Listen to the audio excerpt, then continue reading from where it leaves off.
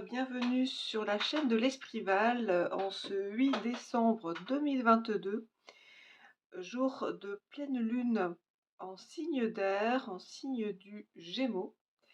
Alors bienvenue sur la chaîne de l'Esprival. J'ai déjà tiré la carte correspondante à cette pleine lune. Donc nous avons cette fleur avec l'oracle des lunes et qui nous indique qu'on a la solution à portée de main.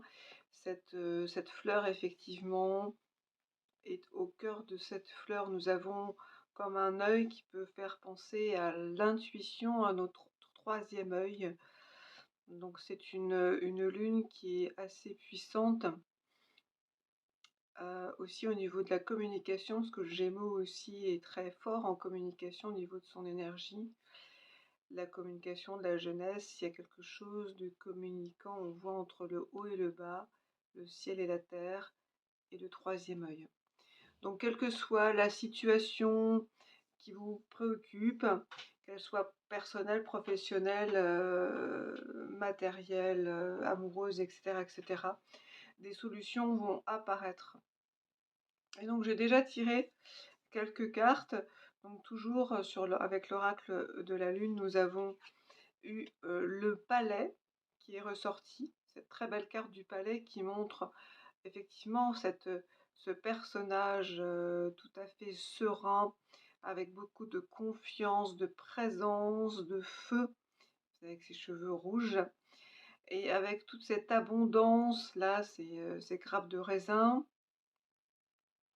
et sur sa tête, nous avons ce palais, en fait, ce palais qui est immense, bien construit, solide, et avec lequel il y a aussi des arbres dans le jardin, avec des fleurs. Donc il y a beaucoup d'abondance à l'intérieur de nous. Ce que nous dit cette carte, c'est que nous avons à l'intérieur de nous tout ce qu'il faut au niveau de l'abondance. S'il y a un problème au niveau de l'abondance, que ce soit financière, amoureux, relationnel, professionnel, etc., aucune inquiétude, tout est déjà chez nous actuellement. J'ai demandé une carte avec le tarot des sorcières pour connaître donc quels sont sur quoi nous pouvons nous appuyer durant cette pleine lune. Et nous avons l'impératrice qui est sortie, donc on a 2 fois le 3, je viens de voir.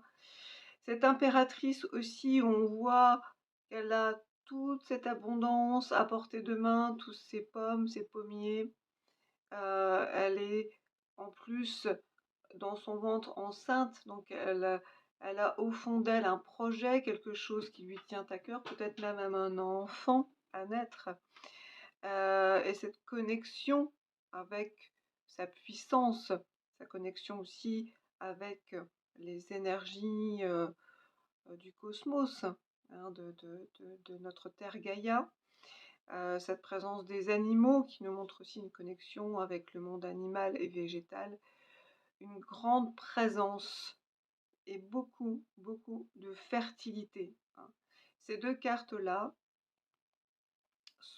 nous rappellent que nous avons en nous, hein, il y a le côté aussi corporel, hein, sur la tête, c'est vraiment presque dans la tête, on a ce palais.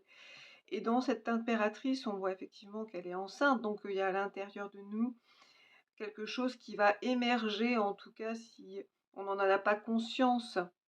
Eh bien, le tarot nous rappelle si tu as tout ce qu'il faut pour être dans l'abondance, quel que soit le domaine recherché.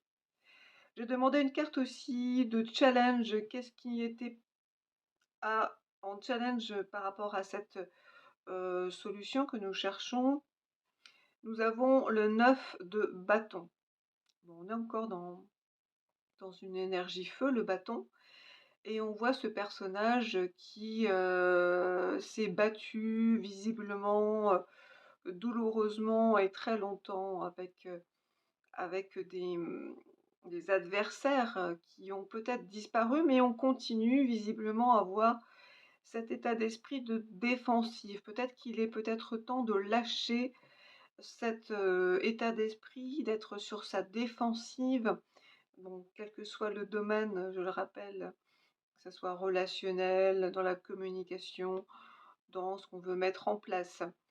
Hem, mais c'est surtout aussi par rapport aux autres. On se défend. Est-ce que c'est encore utile aujourd'hui de se défendre? Voilà le challenge de cette pleine lune. Pourquoi se défendre? On a déjà tout en nous. Le conseil du tarot des sorcières, nous avons l'ermite. L'ermite, effectivement, nous propose de nous recentrer, de nous calmer, de revenir dans notre propre intérieur, hein, de garder un petit moment pour nous de solitude, de calme, de sérénité, que ça soit par la méditation, par aussi la communion avec la nature, se relier aussi au feu, à l'énergie peut-être chamanique du feu, vraiment poser un petit peu les armes, ne plus être dans l'action, mais se poser et se recentrer sur peut-être ce qu'on a en acquis, ce que l'on a en potentiel, et de lâcher un petit peu cette histoire de combat en faisant cette introspection. Et on a cette chouette qui correspond à la sagesse, effectivement, revenir à la sagesse de notre connaissance de nous-mêmes, de qui nous sommes, de notre chemin, notre parcours, de ce qu'on a déjà parcouru et ce qui est là devant nous bientôt pour ce nouveau cycle qui va bientôt s'ouvrir à nous. Donc voilà, c'est un message très positif qui nous demande de lâcher les armes. Pour moi, je vais simplifier, lâcher les armes et revenir à l'intérieur de nous, puisqu'il y a beaucoup de fruits, beaucoup d'assurance, beaucoup d'abondance à portée de main. Ça va peut-être mettre un petit peu de temps vraiment à naître, hein, peut-être la notion de 9 mois par exemple si vous avez un projet, mais voilà, on a toutes les connaissances, on a beaucoup de choses qu'on a acquises, qui sont en train d'encore plus évoluer, grandir. Lâchons la défensive qui peut bloquer effectivement cet aboutissement d'abondance. Donc voilà ce que je peux vous dire pour ce petit tirage de la pleine lune en Gémeaux. Je vous souhaite une très belle continuation et à bientôt. Ciao, ciao.